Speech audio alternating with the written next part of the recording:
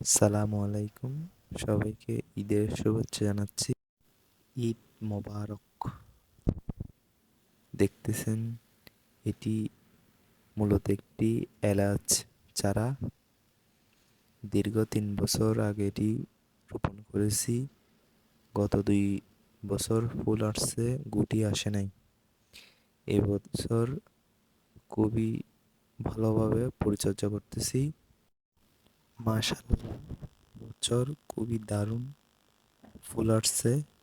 প্রতিনিয়ত পানি দিচ্ছি আর ফুলের কুটি আসার জন্য পিজিআর ফ্লোরা ব্যবহার করতেছি।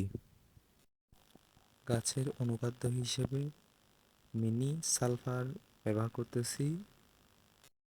ছত্রাকের আক্রমণ থেকে বাঁচার জন্য একটি ছত্রাকনাশক ব্যবহার করতেছি, এটির নাম হলো মানসার। অবশ্যই স্ক্রিনে দেখতেছেন। এখন বুঝতেছি না গুটি না আসার কারণ কি। প্রিয় চাষি ভাইয়েরা অবশ্যই কমেন্টে জানাবেন গুটি না আসার কারণ কি, কি কি পরিচর্যা করলে গুটি আসবে। অবশ্যই অবশ্যই কষ্ট করে একটু জানাবেন।